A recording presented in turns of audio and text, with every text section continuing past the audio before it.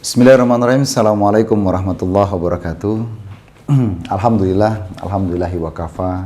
Wassalatu wassalamu ala rasulillahil mustafa wa ala alihi wa sahbihi wa man wafa amma ba'd. Asyhadu an la ilaha illallah wahdahu la syarikalah wa asyhadu anna Muhammadan abduhu wa rasuluhu la nabiyya ba'da. Rabbi shrah li sadri wa yassir li amri wahlul 'uqdatam min lisani yafqahu qawli. Allahumma arinal haqqa haqqa warzuqna ittiba'ah wa arinal batila batila warzuqna istinabah.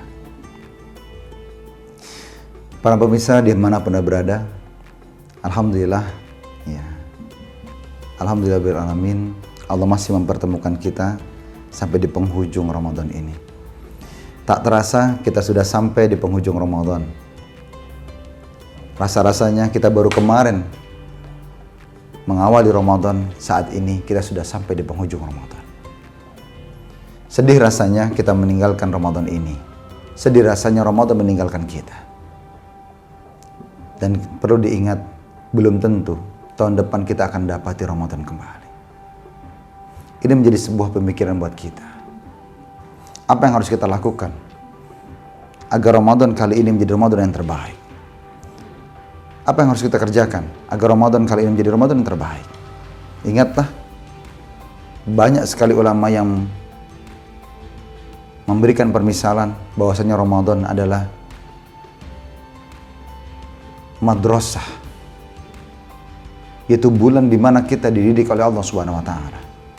Kalau kita berhasil melewati madrasah Ramadan, diharapkan kita menjadi pribadi-pribadi yang bertakwa. Bahkan Qur'annya pun sudah hafal dari awal. Ya ayyuhalladzina amanu kutiba alaikumusiyam kama kutiba alal ladzina min qablikum la'allakum tattaqun. Wahai orang yang beriman, kutiba alaikumusiyam, ditetapkan bagi Anda untuk berpuasa. Kama kutiba alal ladzina min qablikum la'allakum tattaqun, sebagaimana orang-orang terdahulu sebelum kita ini ditetapkan untuk berpuasa. Kenapa kita disuruh berpuasa? La'allakum tattaqun, agar kita menjadi orang yang bertakwa. Tapi pertanyaannya, bagaimana kita menjadikan kita menjadi pribadi yang bertakwa terusnya? Tidak hanya di bulan Ramadan. Kalau bulan Ramadan benar-benar bulan tarbiyah, kita dididik oleh Allah supaya salat malamnya kita jaga, bahkan puasa siang harinya kita jaga, ibadah di pertengahan, di penghujung malam kita juga jaga. Kita bersemangat datang ke masjid, kita bersemangat datang ke musola, kita bersemangat untuk ibadah. Bahkan disampaikan oleh Rasulullah SAW bahwasannya satu-satunya ibadah yang memang beliau lakukan dan ini mendatangkan amal ibadah yang lain hanya puasa. Kalau di Ramadan kali ini kita bisa sedekah dengan baik. Kalau di Ramadan kali ini kita terpacu untuk berbuat baik, maka selayaknya kita harusnya menjadikan seluruh bulan menjadi bulan Ramadan. Walaupun pada zahirnya itu bulan-bulan yang lain, bulan Syawal, bulan setelahnya, dan bulan setelahnya. Mari kita jadikan bulan-bulan di luar bulan Ramadan menjadi bulan Ramadan seluruhnya. Walaupun hakikatnya, walaupun zahirnya itu bulan selain bulan Ramadan, tapi kita jadikan hakikatnya menjadi bulan-bulan Ramadan. Kita tingkatkan ibadah kita jaga ibadah kita jaga amal-amal kebaikan kita. Maka diingatkan Allah Subhanahu wa taala untuk kita coba mencari mana yang menjadi ikhwah fillah. Kita coba pintar-pintar mencari sahabat kita. Kita mencari orang-orang yang mendukung kita untuk melaksanakan ibadah lebih baik lagi. Kalau kita cek dalam Al-Quran, ada di Quran surat ke-9 ayat 11. Sahabat dalam beragama itu ternyata ada 3. Apa itu Pak Ustadz? Fa'in tabu. Yang pertama, carilah sahabat Anda yang sama-sama bertaubat dengan Anda. Kalau Anda ingin menjadikan ikhwah fiddin, dikatakan dalam Al-Quran menjadi saudara seagama, maka syarat pertama yang diwajib Anda lakukan, yaitu apa? Fa'in tabu. Kita bertaubat kepada Allah Subhanahu wa taala. Kalau di Ramadan ini kita selalu bertaubat kepada Allah. Kita mengharapkan ampunan dari Allah.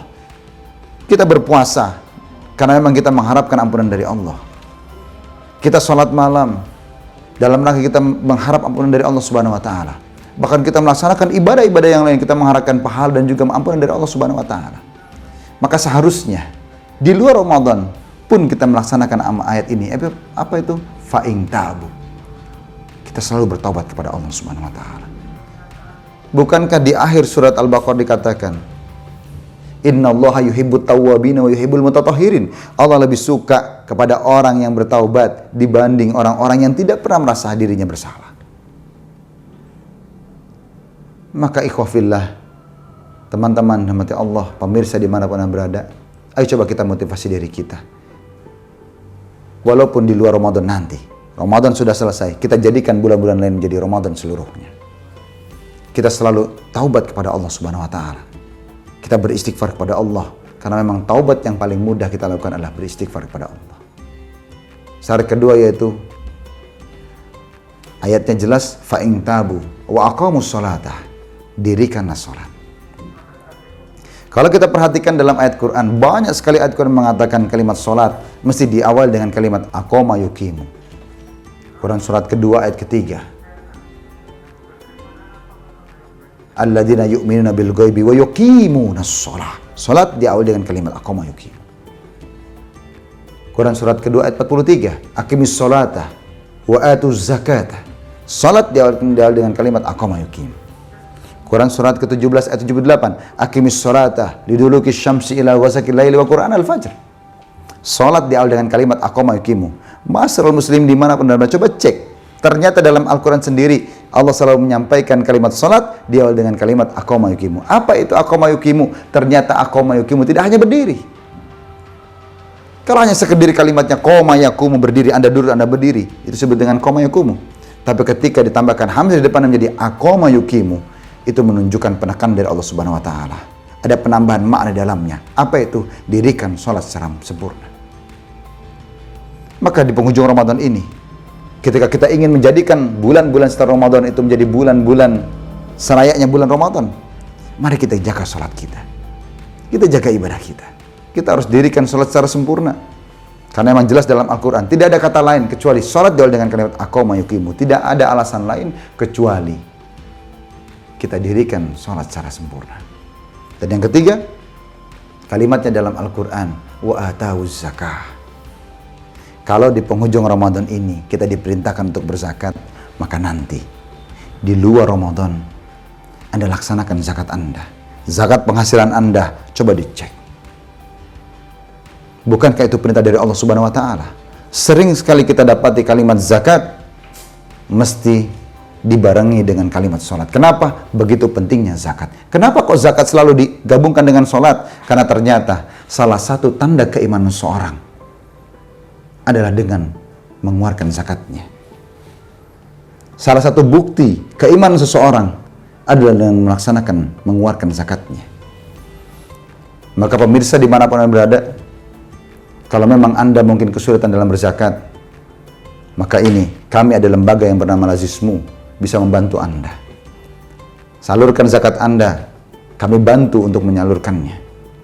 Ketika Anda bingung untuk menghitung zakat Anda, kami hadir untuk menjadi solusi buat Anda semuanya. Karena ternyata kalimat mengeluarkan zakat itu pun menjadi salah satu standarisasi bagi seorang yang dikatakan ikhwah fiddin.